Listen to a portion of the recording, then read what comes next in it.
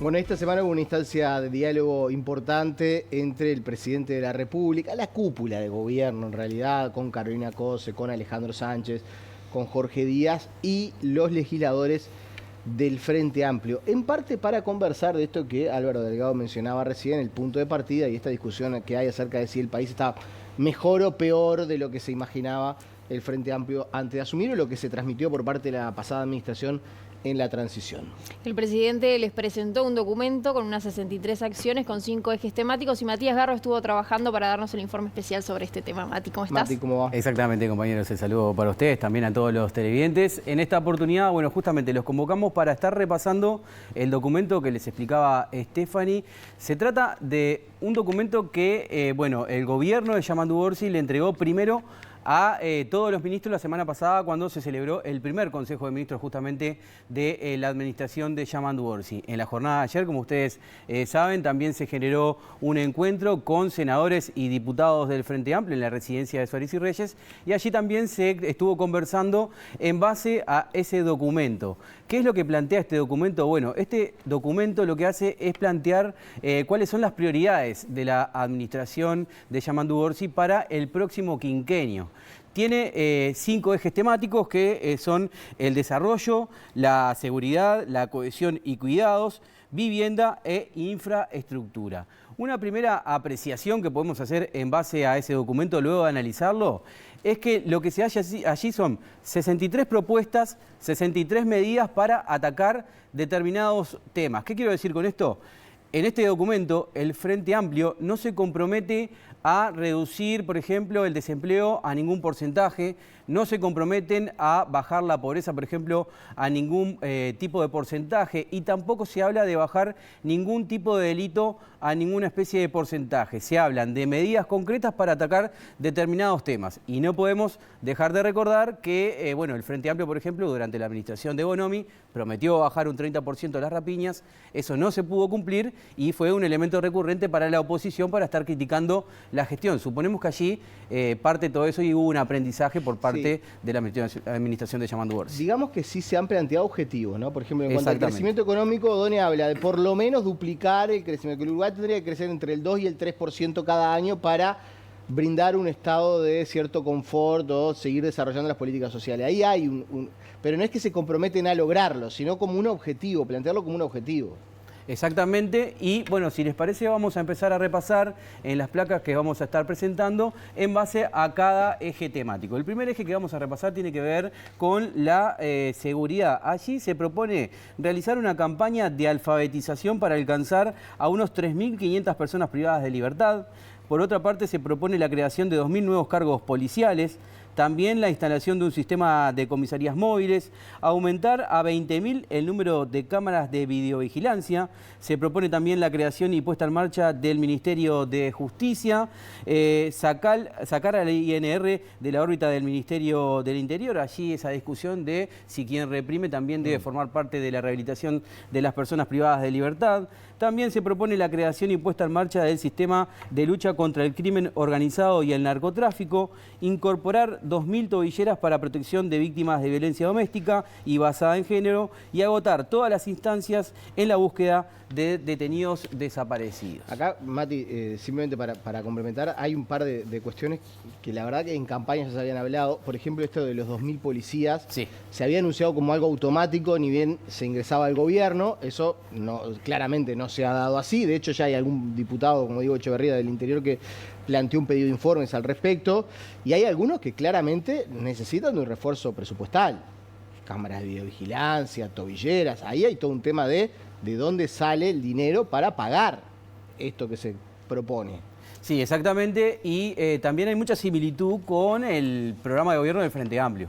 Claro. En estas medidas que lo que se pretende, bueno, es marcar cuáles son las prioridades a cumplir en el próximo quinquenio. Pero si les parece vamos a pasar ahora a la temática de vivienda, donde allí observamos que, bueno, se proponen soluciones para personas en situación de calle, de violencia doméstica, jóvenes egresados del INAU y personas en proceso de egreso de la cárcel. Por otra parte, se propone facilitar el acceso a créditos del banco hipotecario a familias que no califican. Allí se pretende, bueno, combinar herramientas que van desde el subsidio al capital, sino también el subsidio a la cuota. Por otra parte, se propone acelerar procedimientos para las cooperativas y también se propone un parque de viviendas de propiedad estatal para, bueno, generar una especie de viviendas dignas también con alquileres controlados y que no paguen, digo, de exorbitantes sumas, como pasa mucho que los alquileres suben y se tornan inalcanzables para muchos trabajadores, más que nada lo que tiene que ver con la clase media, digamos. Por otra parte, pasamos a la siguiente placa, tiene que ver con el inciso de cohesión y cuidados. Allí, bueno, se propone reducir en este quinquenio la pobreza infantil, aumentar un 50% el monto de la tarjeta Uruguay Social y el bono crianza. Además, se agrega que se quiere llegar aproximadamente a unos 100.000 hogares con vulnerabilidad económica, mientras se rediseña el sistema de transferencias. Allí también se da un dato de que van a haber cambios también allí.